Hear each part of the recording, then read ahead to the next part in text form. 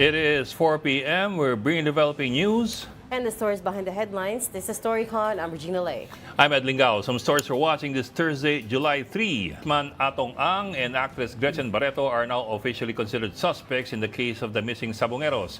Justice Secretary Boying Rimulya confirms that a case build-up is underway and that charges will be filed, in quote, sooner than later. Ang, who denies all allegations, has already filed a complaint against self-proclaimed whistleblower alias Totoy, who first linked him to the case. Alias Totoy, whose real name is Julie Patidongan, also known as Dondon, claims that he once worked closely with Atong Ang, served as head of security at the Manila Arena, and managed his farms. Dondon alleges that Ang offered him $500 million or 500 million pesos to withdraw his statements. However, the tycoon's camp dismissed all of these as lies. Here are portions of their interview on 1PH's One Balita Filipinas. Katulad ng sinabi ko, almost 15 years na mahigit ako sa kanya. Lahat ng sikreto niya alam ko dahil pinagtiwala niya lahat sa akin. Hindi ko magawa lahat ng sinasabi niya kung wala siyang utos. Isang ordinaryo lang akong tao, hindi ako katulad niya na kaya niyang pabagsikin ang gobyerno. Dahil ako ang isa sa farm manager, lahat niyan. May video pa nga yan noon kay yung nawala sa Pablo, si John Lasco. May video pa ako dyan na hawak-hawak ko. Nung una nga, sayang yung mga cellphone ko na pinasunog niya. Nandun lahat yung mga tao kung paano katayin ng mga pulis. At lahat tinatawag niya sa akin, inuutos mismo niya sa akin. At ako mismo ang inabutan niya ng pira pagkatapos ng operasyon. Inaabot niya para gantimpala doon sa mga pulis na pumatay ng mga nawawalang sabungero. Dadagdagan namin ang kasong ipa-file namin because of all the lies that he said in your interview. All lies. Baka i-cyber libel namin rin yan. Because for now, we're basing our slander case. Slander yan eh. But in-elevate ng Office of the City Prosecutor to cyber libel. And it would seem that even now, as I'm listening to you, we might even include his interview with you. We will consider interviewing his interview with you in our case for cyber libel. Over in the Senate, Senator Mig Zubiri admitted that he is among those pushing for Senator Tito Soto to return as Senate President. Zubiri cited Soto's effective leadership style when he was still SP. This comes as he also expressed dissatisfaction over the current Senate leadership of Senator Chis Escudero. And the World Bank retains the Philippines' classification as a lower middle-income country. According to the World Bank data, the country fell $26 short of the $4,496 threshold required to enter the upper middle-income bracket. The Marcos administration has been pushing for an upgrade of the country's income status. And joining us today, Storycon's resident political pangsabong. Magaling kang mangsabong ng mga tao eh. Delikado yun. Tito Rol Llamas. Magandang hapon po sa inyong lahat. No?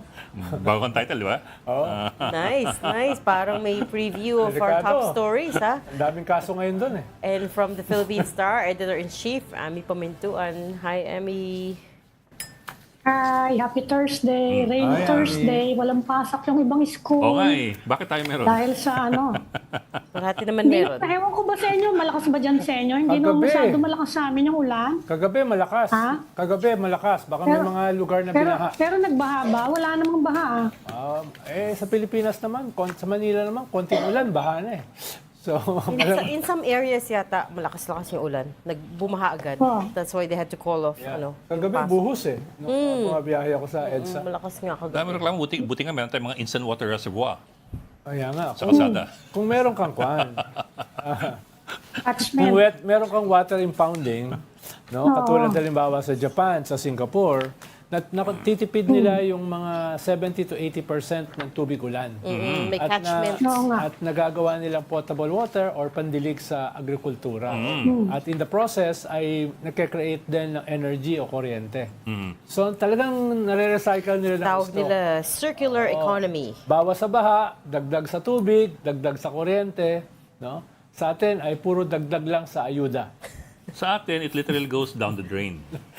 Literally. Sila po yun. Pero nung unang That's panahon, not me. maraming mga bahay dito, may ganyan ha, may impounding na area para sa ulan. Actually, sa Japan, maganda. Cistern eh. Oo. Under Tokyo, May mga giant may cistern. cistern dati dito eh. Bakit nawala? Parang paurong tayo, no? Yung mga train natin nawala, yung mga cistern Sa nawala. BGC, may cistern. May malaking cistern. Actually, ang Lang. biggest, That's the only area. cistern is the biggest lake. Laguna Lake. Laguna Lake. Oh, paano ngayon kasi mga 10 meters na lang kaya yan. Eh, palit-lit na. Puro Sige, tingnan nyo. silt na eh. Pwede mo Tingnan nyo yung i-dredge yan. C6. Pwede mo i-dredge yan para maging 50-60 meters. So talagang Mahirap lahat, i-dredge yun. Nag-reclaim ng katakot-takot dun sa C6. kwan lang yun, with the modern technology, kayang gawin yun eh. Pero lalagyan mo siya ng kwan, ng dike, para yung tubig ulan hindi umapaw sa lupa. Parang seawall. Wala siyang dike. Wala siyang dike. Tapos lalagyan mo ng spillway, dati meron yan yung napindan. Kaso puro bahay na ngayon yun eh. Hindi ko alam kung sinong mayaman na company ang naglagay ng mga subdivision doon eh. Sa Ang dami napindan. ang lit-lit na nga niyang lake na yan.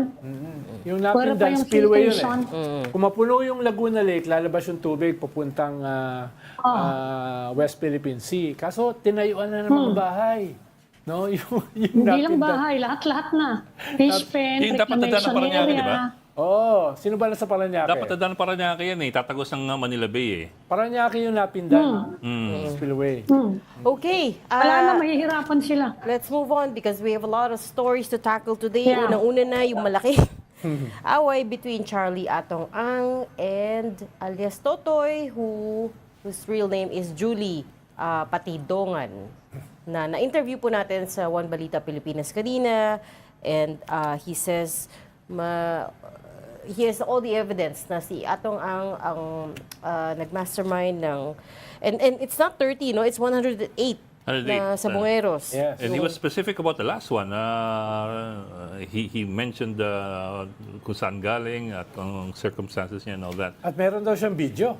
Yun na nga, meron daw siyang lahat daw to may video evidence. But all that's to be shown pa. Let's see. Hindi pa natin nakikita, so we can't verify it. But on the other side of it, si Atong Ang, represented by Attorney Lorna Kapunan, says they will file cyber libel cases potentially against Dondon, yung nickname nitong si Julie Patidongan, for lying. And they are also saying, so it's become a he said story, he said, she said story. Hindi natin po alam at this point who's telling the truth. But the DOJ has weighed in on the issue and sabi si Atong Ang and Gretchen Barreto, his former partner, is formally considered as suspects in this case. Si Gretchen Barreto was his former partner. Hindi ba si Di ba kasal yun? Oo. Ikaw naman, intriga ka pa. Teka lang. Sabi kasi former partner. Hindi ba he's with Sunshine Cruz? Hindi naman tuloy siya. Well, currently. Kaya nga. Currently, Also former partner. Former, Hindi, yeah. ibang tanong Si niya. Sunshine Ang tanong ngayon niya, eh. ano, Gretchen. ito lang intriga eh. You mean, Yung sabi mo kasi former partner. Sabi ko, former partner ba si Gretchen? Hindi ba? Barreto? Ha? she's Married not... siya eh. Married siya. Yung Tony Boy. But Are you wasn't officially he- married? Tony Boy ko Hiwalay, hapon. di Are you ba? officially married? Oh, officially yun. Yeah. Officially married. But there's some, okay, so she was not a former partner. I saw some news reports saying that she was a former partner, but hindi. Married pa siya. She's hanggang not. ngayon eh. Oo nga. He's an spring. No, I know, but baka may alam kasi siya eh. But anyways, we were just It was going just a query, an innocent query. Oo. Ang intriga ka lang eh. ang chismis dati kasi, but then again, we can strike that off the record. I don't know for sure, but I saw some reports. Tuloy. I saw some reports saying that she was a former partner. Hindi, you mean to be fair, we have to be accurate in this story, right? So hindi ko alam. No, we're accurate But naman eh. that's what they're saying. In any case, Pero si she's Lorna, di ba, private counsel siya sa impeachment, saka prosecution. Ngayon, dito rin pala. So, baka maubusan siya ng oras. kaya nga eh, I don't know how she's gonna be able to handle both of these high-profile, high-stakes cases kasi yun nga, she was also just named private prosecutor in the House impeachment panel. Okay. Yes. Ano po? We have a guest already waiting in the wings. Yeah, we have a guest. Let's bring him in already. Migrant Worker Secretary Hans Kapdak. Sir, magandang hapon and welcome back to Storycon. Magandang hapon, Secretary. Long time Yeah, no see. magandang hapon. Magandang hapon po sa inyong lahat. Nasa Riyadh, Saudi Arabia po ako. I was supposed to take the call at the embassy, but it took a bit of time for us in our shelter here in Riyadh. So medyo na-delay ng konti. So I'm taking the call on the vehicle. Yes, sir. We can see. Oh, right. We can see. We can see. And actually, that was what I was going to ask you about, Secretary. No, what are you doing in Saudi Arabia? Because I know you flew to Jordan to help with the repatriation. Pero ano pong meron sa Saudi? Yeah, this was already in the lineup of visits anyway. Even as the Iran-Israel conflict was ongoing. But of course, ceasefire na ngayon, and I still push through with the visit. But this was supposed to be a check, a pakikidaupalad muli with our Filipino community here more than anything. Visiting our shelters, visiting jails. I'll be visiting jails soon here. And of course, we have a new ambassador, Ambassador Raymond Balatbat, whom we worked with already anyway in Lebanon when he was there. So just to make a courtesy call and get to meet Ambassador Raymond in his new hat, in his new post. And then we have an entirely new team here, three major offices here in the kingdom and 3 new labor attaches. So it's a good time to visit and take stock of the things we are doing here. So we had a thorough discussion about welfare cases that we're handling. Just to throw out a few pieces of information. From January to June, for instance, we helped OFWs who were medically ill, around 150 of them, to the tune of nearly 4 million pesos na naipaluwal natin. Just for January to June, medically ill OFWs na tinulungan natin. So among others, these are the things that we're doing out here. Secretary, gaano karami ba at saka ano yung kalagayan ng mga Pinoy ngayon sa Iran at saka sa Lebanon? Dahil mukhang Israel is preparing an attack on Lebanon, no? Sa Hezbollah. Pero siyempre, hindi naman kayang inuwans yan kung aatake sila. Yung buong bansa ang tatamaan. So, ano na yung kalagayan at gaano karami ang mga Pilipino sa Lebanon at saka sa Iran? Paano yung ceasefire may not hold no? Yeah, we have around 11,000. I was just in Lebanon a week and a half ago. And again, part of the whole round of visits at the height of the conflict, Jordan, Lebanon, and Qatar. So we had a Filipino community gathering, and they were all fine. Of course, the context then was no attacks on Hezbollah or no conflict between Hezbollah and the IDF at the time. Of course, we're hearing also these kinds of news that you had mentioned, Sir Ronald, but we will validate and work closely with the DFA along these lines. But above all things, the President, since day one of the Hamas-IDF conflict in October 7, 2023, had given the clear directive for us to be prepared and to have an interagency whole of government effort here. So we stand ready to assist. Around 1,500, nearing 1,600 already have been repatriated from Lebanon anyway, especially during the height of the attacks in southern Lebanon and southern Beirut. So we stand ready. We stand ready for any future skirmishes or palitan ng fire between the two sides. But we're still hoping against hope na hindi ito mangyari. Right. Ilan ang Pinoy, Secretary, sa Lebanon tsaka 11,000. 11,000. That's just in Lebanon. In Lebanon. Okay. In Iran?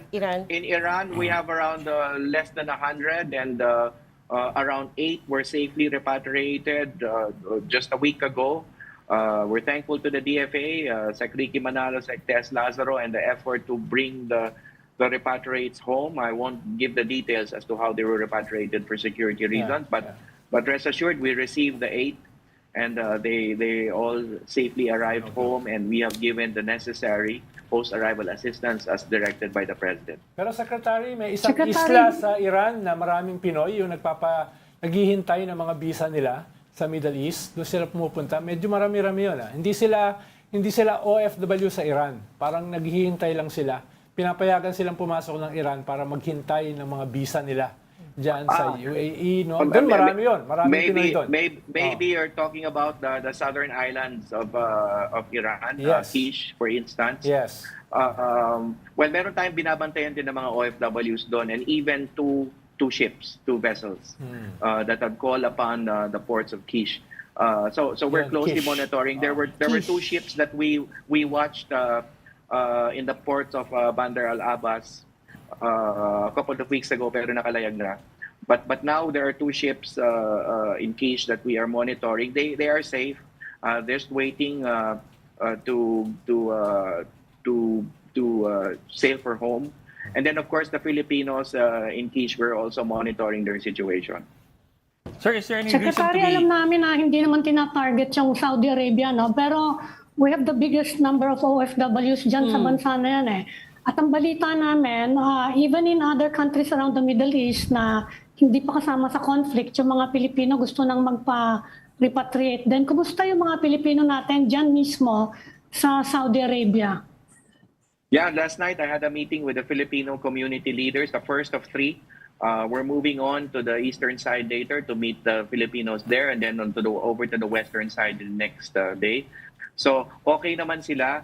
Napag-usapan yung mga contingency plans. You know, merong crisis plans, crisis manuals that are in place, ready to be activated, crisis committees in place, ready to be activated. However, it was clearly emphasized in our meeting last night na much of the details should not be disclosed as yet for security reasons. But rest assured, we stand ready and again, praying hard na hindi manumbalik yung conflict in the face of the ceasefire.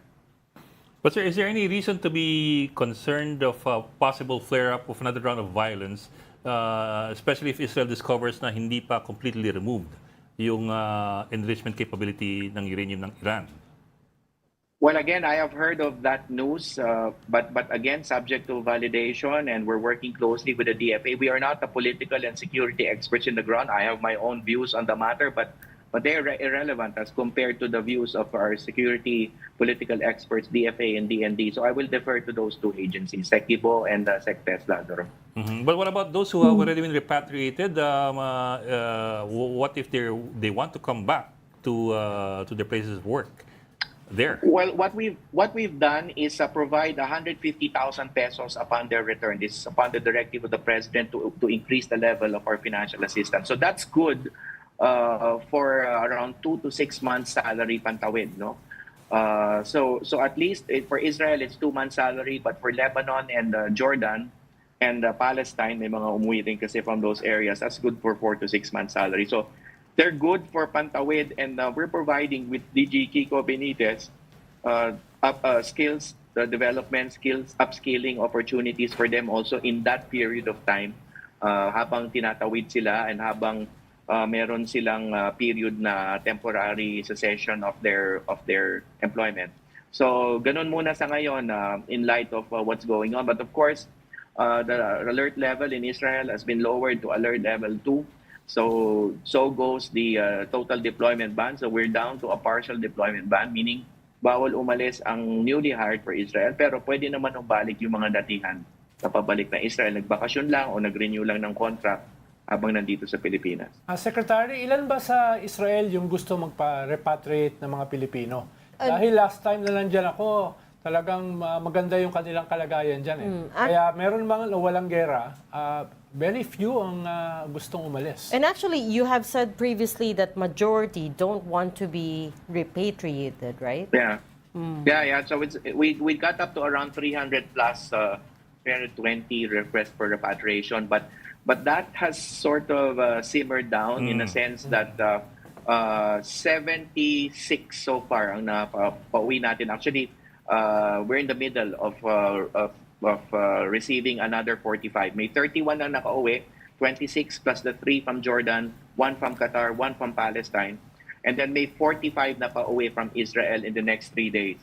So yun ang inaabangan natin. That will bring the figures up to 76. But the total since the October 7 Hamas attack is around nearing 1,500 from Israel na napauwi na natin. But the ones Secretary, that... hindi ba mahirap mag-book ng mga flights? Kasi galing ako Europe about 2 weeks ago. Nagre-reroute lahat ng mga Yes. aeroplano eh. At saka nagka-total disruption, ano? Kumusta ngayon? Hindi ba mahirap? It is a bit of a challenge, kaya itong 45 will be broken up into 3 flights. Hindi ma-reserve ng bulto yung 45 So they will be broken up. I will not disclose the flight routes for security reasons, but they will be home in 3 days. But the ones that the majority in Israel or in the rest of the Middle East who do not want to come home, Secretary, I wonder if you could give us a better insight Yeah. into why they don't want. Is it that some of them are already reside there? Ano po yung situation nila doon? Saka Yeah, medyo more than malaki, anything- Secretary, yung numero sa Israel, di ba? Ang registered, mga 31, 32,000. 30,000. Tapos merong yung mga unregistered, mga 20,000, no? Yung marami, yung mga hindi rin registered. Well, we have it at around 30. So ang dahilan mainly is yung nature of their work. They are caregivers, and alam naman natin sa ating mga Pilipino ay natural ang maging mapagkalinga, mapag-aruga, and caregivers are right up in terms of yung line of work na nababagay sa atin. They're dedicated to their work, to their employers, especially their elderly patients and wards. So it's the nature of the work more than anything, dedication and loyalty and perseverance nila. Meron na ring emotional attachment, I should say. So yun ang first, of course, the economic side, yung sweldo, pero sa tingin ko more than anything, it's the commitment to their work. Kaya 30,000, but we have had nearing 1,500 already repatriated. How do we count at saka take care of those who are not registered, Secretary? Paano, marami rin kasi na wala tayong record pero nandoon, nagtatrabaho, etc. So, Paano natin naayos yung registration nun? Yeah, merong ongoing mapping naman na sinasagawa sina Ambassador Aideen on the ground. Tayo sa DMW, the one good thing about the DMW Charter is hindi na tayo nagdi-distinguish between documented and undocumented. Lahat tinutulungan natin. At ang isang tao, pag undocumented, malamang sa malamang worker yun di ba? That could be the only reason why he or she hangs on to being on in that status is because may trabaho siya to. So we don't pass judgment on them for being undocumented. We help them. Lalo na kung halimbawa uuwi sila sa bayan natin, yung sinasabi ko kanina, kailangan pantawid na financial assistance. Just to add na doon sa mga ayaw umuwi pero kailangan ng tulong, so we have provided nearly 400 with food packs or financial assistance. We had sheltered, especially at the height of the Iran missile attacks, 50 in our shelters. We continue to run 2 shelters in Israel, plus 2 others on reserve. Wala pang laman yun. And then yun nga, we do the rounds. We provide welfare checks. We ask people how they are. I myself conduct occasional Zoom calls with our kababayans in Israel. So we do those things doon sa mga hindi pumibing umuwi. Secretary, can I digress to another country, ha? Kasi meron ding kontrobersya doon sa China naman na binabar yung isa nating senador at nag-aalala sila na baka pati yung mga Pilipino natin na nasa China ngayon will be affected. Meron na ba kayo nababalitaan na gano'n involving Filipinos in the Chinese territories, Hong Kong and Macau and in the mainland itself? Wala tayong napabalitaan na gano'n. I was just in Hong Kong about 3 weeks ago with Speaker Martin. We were in I forget that road. Basta that road where we all celebrate on Sundays. Lan Kwai Fong? Queens Road? And we had a celebration. We had a bagong serbisyo fair. So we brought in government agencies, PSA, statistics for the national ID, PRC, and the OWA, of course, admin PY Kaunan. So okay naman, maayos doon. And I just got in touch with our labor attaché in Macau. Okay din. Yeah. And China, of course, Hong we're Kong. in touch with our, Hong Kong and Macau, okay. And then yung sa China, okay naman, we are also in touch with our embassy in Beijing. I had a labor attaché fly over to Beijing and meet Ambassador Flor Cruz just a few days ago. So okay naman, we're monitoring, rest assured, we're monitoring the situation on the ground Okay. Sorry, Secretary, I know you have to run to another meeting, but if I could just squeeze in one last very quick question. Ano po yung update natin dun sa land acquisition deal, the 1.4 billion peso land acquisition deal for which OWA Administrator Arnel Ignacio was fired? Yeah, where we filed the case with the Office of the President. This is for purposes of ascertaining that they will not be occupying another government post again. Kasi out of the position na sila, the former administrator and the two former deputies administrator. And we're braced to file a couple of more cases in another government agency. Hindi ko muna i-disclose sa ngayon. But also the COA is in the picture, and Admin PY Kaunan is cooperating with the Commission and Audit. Napakagrabe nitong transaction na to, and we need to hold those accountable. Those who have violated, betrayed the public trust and violated our laws on anti-corrupt practices and our public service accountability laws. Okay, so only one case filed so far with the Office of the President. You're asking for perpetual disqualification from office for now with a few other charges. Yes, and there should be another case filed. And then, as I said, the COA has come in. Okay. The COA is in the picture. Sige po. And they're conducting an audit. Huling tanong na lang, Sec, in relation sa tanong ni Ami Pamintuan. Yung tatlong Pilipino na hinuli sa China, allegedly as spies, yung mga bata, ano bang status nun? Sino ba nag-aasikaso nun? Yung kanilang problema. That one I will leave to Sec Tess Lazaro, who's an expert on China, Chinese relation, Phil-Chinese relations. So I will leave the matter on the case to the DFA. But two of the three are OFWs, so we have helped the families here. Okay. In the Philippines. We have, on the directive of the President, we have helped the families of the two of the three. Yung pangatlo yata is a student. So anyway, it's all up to the DFA in terms of the handling of the case and the welfare and well-being of our OFWs, of the three there. Okay. We'll leave that there for now. We know you have to rush off to another meeting. Thanks so much for making time for us. Migrant Workers Secretary Hans Kakta. Salamat, Secretary. Thank you. Thank you, God bless po. Secretary. Thank you sa inyo. You are watching Storycon on One News. We just need to take a very quick break. We'll be right back. Stay with us. We've got developing news and the stories behind the headlines. Welcome back to Storycon, the Story Conference. I'm Ed Lingao. And I'm Regina Lay, still with us. Ami Pamintuan of the Philippine Star and Ronald Llamas, a resident political pundit.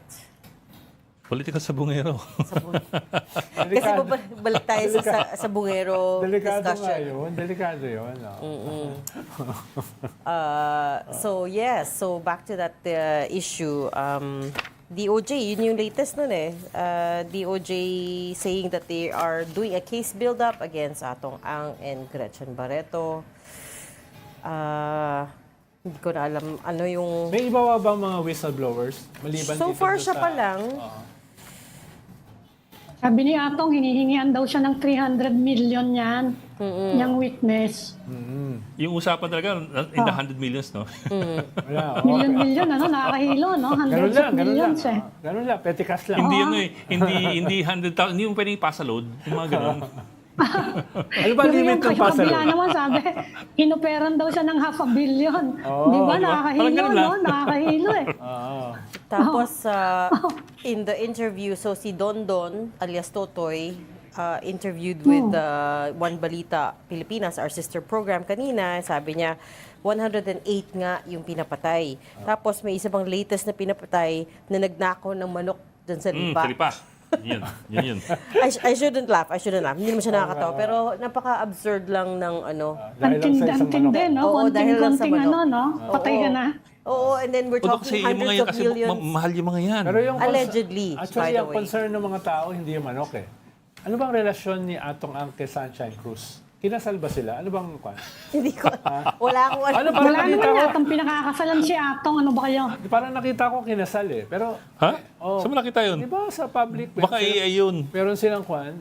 Kaya, Hindi, nakita natin yung nasa sabungan sila, Kapag kinasal si Atong, malalaman natin, sigurado, bonggang-bongga yun. parang nakita ko may ganong klaseng... Wala pa akong nababalitaan na pinakasalan niyan. Pero si Gretchen, hindi niya previous relationship. Previous business partner. Hindi ko Kaya alam. ano pala? But anyway, regardless na Ako wala ko sinasabi. na-implicate na siya dito, and of course, they are fighting it. saying na nagsisinungaling itong si alias Totoy. Problema, ang kwan dyan ay kung may corroboration at ikalawa, kung totoo yung May sinasabi video niya, nga, mga oo. video. No? Kung totoo yun. Mukhang maraming tinago yung Totoy na yan ng mga ebidensya.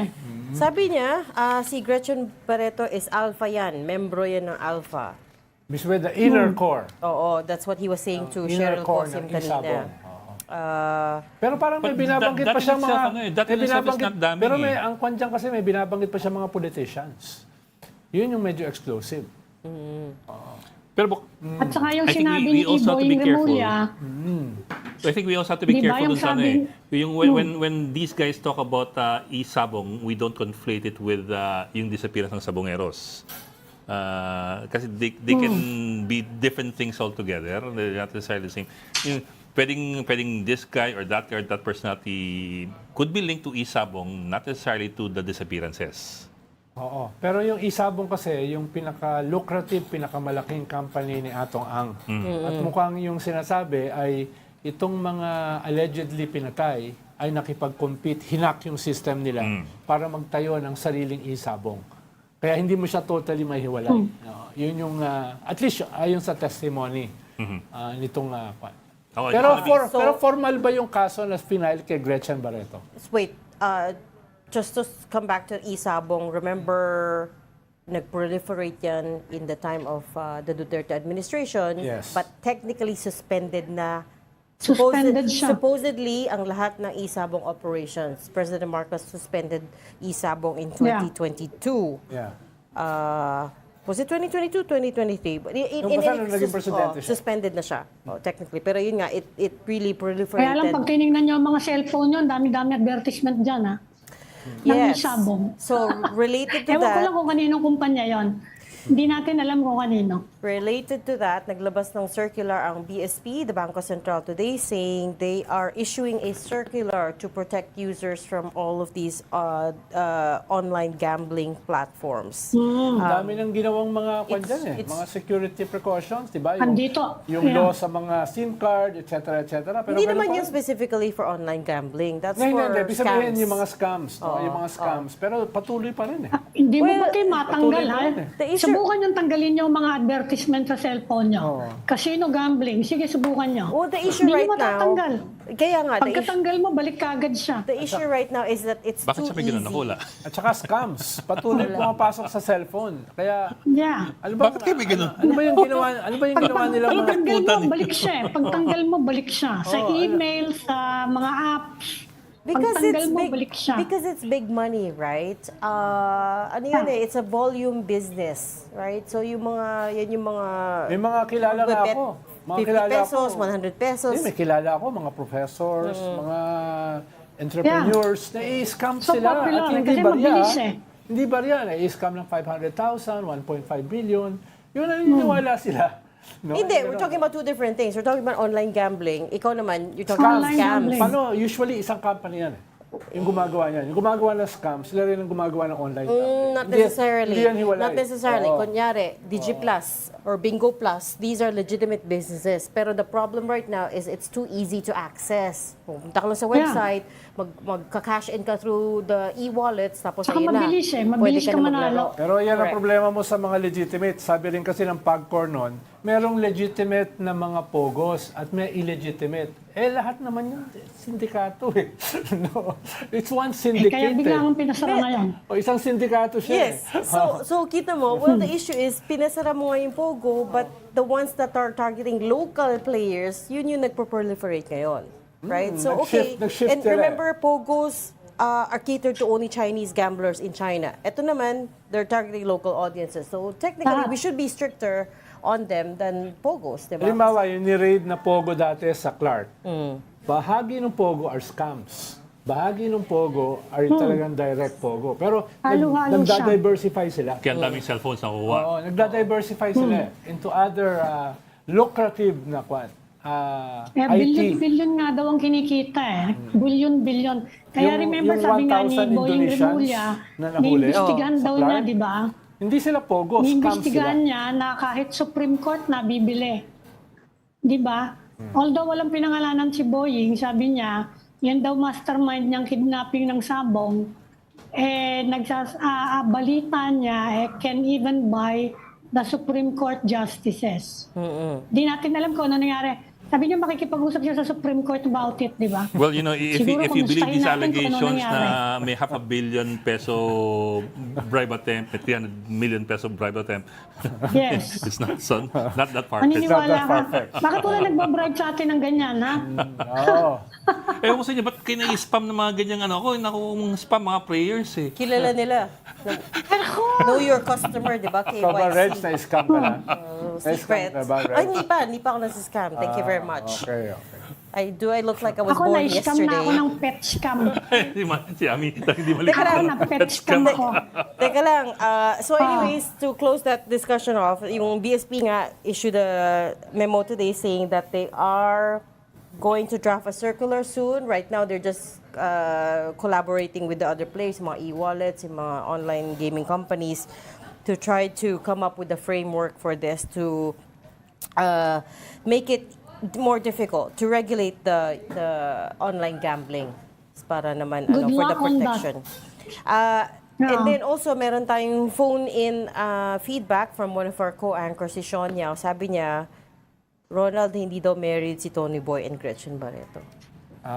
Okay. Oh, So mali yan. yung chismis niya. Okay, I stand corrected. They're just long-time partners. And again, to be clear, business partner daw si Atong Ang ni Gretchen Barreto. So si Gretchen tsaka si Atong pwedeng ikasal dahil hindi naman siya married kay Tony Boy. Hindi ko alam. But anyways, they're business partners.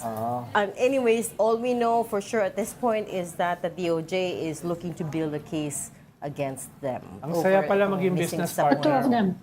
Ang saya pala maging business partner. No? Masaya ba? Parang he's got a very long history of controversies, right? Masaya ba? I mean, Yes. history nag-aya- in Nag-away terms Si of- Atong, Si Atong. all the way from Kaya nga. Erap. Panahon pa ni Erap. Nag-away-away nga, Kwan eh. Yung kasama ni Nag-away-away nga, Erap, remember dun sa video, yung sa yung kay Edgar Bentahin. Siya Yung yung nawala kasama ano? dun sa video Yung in nawala. the VIP pit sa casino na nag-high stakes poker. Pagkatapos yung nag-leak, yung suspect siya na nag-leak ng video na yon, nag-disappear din, remember? That's the Hanggang ngayon, one. di natin alam kung nasan siya. Baka nandun din siya sa Taal Lake. That's the one. Si Edgar Yung Bentahin. kaso yun, I don't Edgar remember that. Bentahin. That precedes pa yung the Erap Atong Ang issue dun sa which led to EDSA DOS. Oh, so kwento mo, Yeah. for those who don't know, Ayun what yung happened. campaign for the presidency ni Erap eh. Kaya galit na galit sila dahil nilik daw yung video. Although it didn't stop him from winning by a landslide. No? Yeah. It was 1997, 1998, thereabouts. Yeah. 1998 yun kasi after The elections was 98. FDR eh. Oo. Kaya nga. So kwento mo, Yung what happened? leak ng video might have been late. Kaya makulay. 97. Makulay si Atong. Kwento mo the Atong Ang Kulay Erap Well, case. nag-leak yung For video those who don't know. nag-leak yung video na nagkakasino si Atong Ang with the Erap.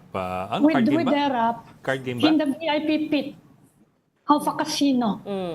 High stakes poker daw yun. At yung nag-leak, Di nawala. na natin Nawala. nakita. Never found. Nawala na si Edgar Bentahin. Hanggang ngayon, di natin alam kung nasan. Nilulo na rin siguro ng Taal Lake. Last Di natin one. alam. Grabe ka dinikit mo. Last week, gumawa ng yung isang controversial character na nakasama ni Atong Ang, si Chavit Singson. Nag-book launching siya. Ah, yes, Last his week. memoir. Oo, baka si Atong gumawa na rin ng libro. No, dahil yung Mas bata naman siya kay Chavit. yung mga controversial people kasi nagbebenta yung kanilang mga libro. Eh. Sabagay. Oo nga eh, Chavit Singson published a memoir. Mas maraming sikreto. Was he also linked to Hueteng at one point? Si Chavit? Oh, si Atong. Oh, Or yun iba nga yun? yung pinagawa yan. Yun nga yung pinagawa yan. Pinagawa yan. Yung bingo two-ball ba yun? Di ba yun eh? Oh, there you are. Okay. Okay. We have to Yeah? cut this conversation because we have another guest right now. Well, let's bring Also joining us bring this them in. afternoon in our studio, we've got Marta Temido. He's the Chief Observer of the European Union Election Observation Mission to the Philippines. Good afternoon, Marta. Thanks for rushing over to be with us. How are you? Well, I'm not Marta. Oh, I'm sorry. Yeah, It said on my prompter. I'm Manuel Sanchez de Nogues. I'm the Deputy Chief Observer of the European Okay. Union Election Observation. He's a member of the European Parliament. No, I'm not a member of the European Parliament. Uh, I have the report here. Yeah. Sorry, so much misinformation Yeah, on of our course. show, huh? Sorry, I'm Oh sorry. my so they goodness. told I'm us sorry. that Marta is coming. No, no. So let's begin with a broad overview. I think we spoke to you last time as well, just shortly after the elections, online, about your online, yeah. correct about your overarching observations. Yes. But let's go through that again. Sure. What were the top? What were the key takeaways here? Okay, today we came back to the country. We left the country on the 2nd of June, and we always said that we will come back to present our final report. This is the final report, product of our observation. And Pull that up. we came here and we arrived 3 days ago to present the final report. We did it today in a press conference this morning at noon. We have already presented the final report to the authorities of the country, to the ministry, to the Secretary of Foreign Affairs, Mrs. Tess Lazaro, and also to the COMELEC, to the Comelec Bank yesterday. It was a very productive meeting. So this report, I always like to say that it tells the story of the elections, but we always like to put things into the future. And for that, we propose 21 recommendations, which are presented for the consideration of the authorities of the country, of the civil society organizations, and to voters in general, for the consideration to be implemented. There are 7 main recommendations out of the 21. And our main finding, I think it's, I don't like to talk about negative and positive observations. We observe and we present what we have what we have found. So the main observation is that that we commend voters for their participation in the elections. It was the highest turnout, one of the highest turnouts. Filipinos love elections. Yeah, in the Philippine midterm elections, it's something that is really commendable, and for us it means that voters showed a strong commitment to this country. Strong and commitment to democratic values. to is democratic what you wrote values, here. yeah. Right. Yeah, Okay. that's Good. yeah. Or to a fiesta. Our elections here is like a fiesta. It is a fiesta. It should be a fiesta everywhere, not only here. If you don't mind, can I zoom in some particular, some specific recommendations that I think you made? Among them, I suppose updating the Omnibus Election Code, That's which one, is quite outdated, and decriminalizing defamation and libel, I suppose. But the Omnibus Election Code has been there, I think, since 1985. There have been several pushes to have it amended and revised. It never moves forward because, the last thing apparently our politicians want is to update it. Everything from election spending, campaign finance, those kinds of rules, they're not moving. They're so obsolete. So I'm wondering how we can move forward with this. Barring a complete change in Congress, in the Philippine Congress, it's really not moving in the Philippines. Well, these are recommendations. We are not imposing anything. We're just recommending, and it's up for the Filipino citizens, for the representatives in Congress to take. This is a specific recommendation that we have. To review and to consolidate and harmonize the legal framework for elections. Yeah. That recommendation is addressed to the lawmakers, who are those who can change the laws and who are those who make laws. It's up for them to take it on board and to engage into a review of the legal framework for elections. What we have assessed is that the legal framework has gaps and ambiguities, and it's also superseded by subsequent laws. And on top of that, some of the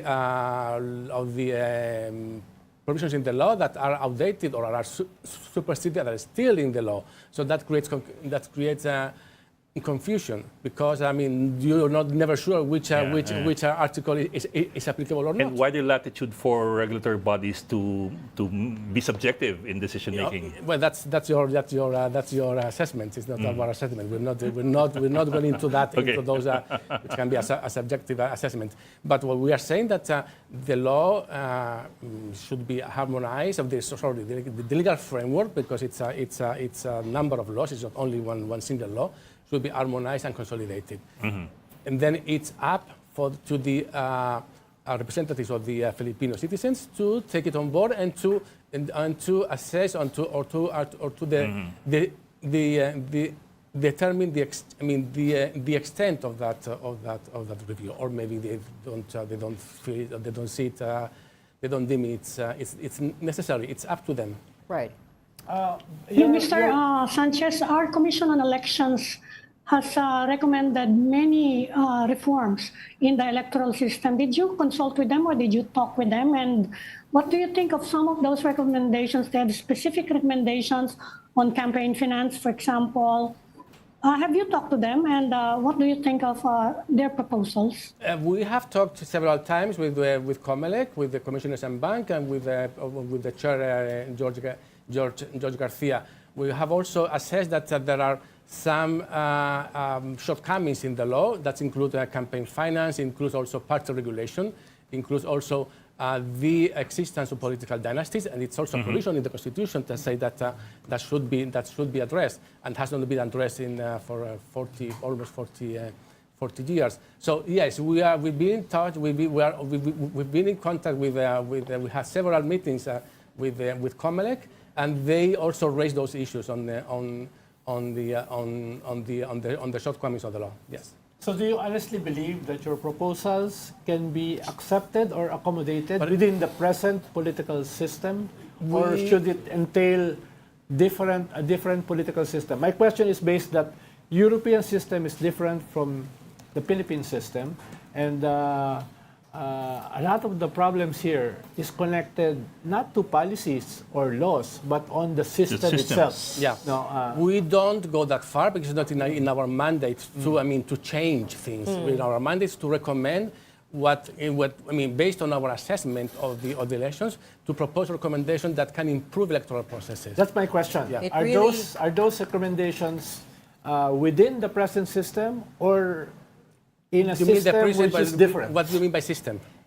Like the present presidential system here. We don't, there is no, we based our assessment on international commitments and principles for democratic elections and political participation.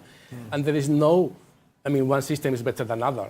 Whether or not our commitment institutions doesn't say, there is nothing in the commitments that say that there is a system that is better than others. We don't go that. It comes down it comes down to whether our institutions can enact these reforms. It's in the purview. Whether it's strong enough. The purview of the elected of the country to choose the system that thinks it's better for it. Like party financing is more conducive to a parliamentary system where there are real political parties. You mean we don't have real? You mean we don't have real? Okay. Don't need to answer. You don't need to answer that. Did you have wait, hold observations? on. Sorry. Talk me through recommendation number 9 around the campaign environment here. I'm going to read it out. It says extensively regulated campaign marked by rampant vote buying, incumbent advantages, and mixed competitiveness with continued violence, challenging access to fundamental freedoms. Talk us through your findings in this particular recommendation. Can I have it here? Because I know. Yeah, that is the section that we said where we assessed the campaign finance. The campaign environment. We said that the campaign that the law provides for freedom of movement, freedom of assembly, and sojourn of all.